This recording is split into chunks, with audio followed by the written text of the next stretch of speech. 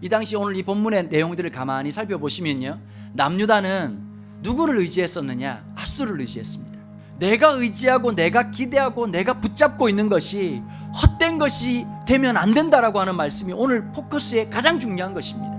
자, 그렇다면 1절에 해변 광야라고 하는 말이 있는데요, 그 풍성한 먹거리가 풍성한 바다 같은 바벨론이지만 광야 같은 곳이라고 하는 것을 오늘 이사야가 이 단 한마디의 단어 해변 광야라는 말을 통해서 우리에게 던져주고 있습니다. 어디로 가야 될지 모르는 이 두려움과 염려 속에서 우리는 살아가고 있다는 겁니다. 내가 소망이라고 생각했던 것, 내가 기대라고 생각했던 것이 여지없이 무너지는 순간, 어쩌면 우리는 아수르를 찾았던 것처럼 바벨론을 찾았던 것처럼 더 강하고 더 강렬한 무언가를 의지하고 살아가려고 생각하고 있습니다. 만약에 여러분 그게 사라질 영광이었다면 그렇게 살았겠습니까? 우리는 나에게 주어진 영광의 유통기한을 모릅니다. 영원할 줄 아는 거예요.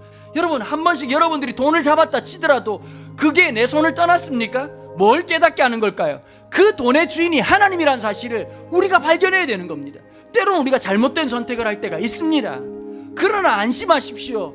여호와가 목자가 되셔서 그런 우리를 위로하시고 격려하시고 때로는 엉덩이를 툭툭 치시지만 하나님이 결국 하나님 원하시는 길로 인도해 나가신단 말이에요. 이사야가 말하는 핵심이 어떤 것일까요?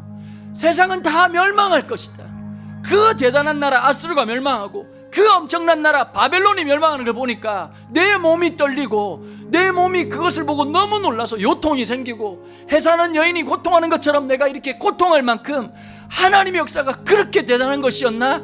내가 몸으로 경험했다. 그러면서 남유다 백성들에게 우리에게 말하는 것이지요. 영원히 변하지 않는 하나님을 신뢰하고 살아라는 거예요. 우리가 진짜 추구해야 될 것, 하나님이 기억하시고 하나님이 원하시는 삶을 우리는 살아내고 있나?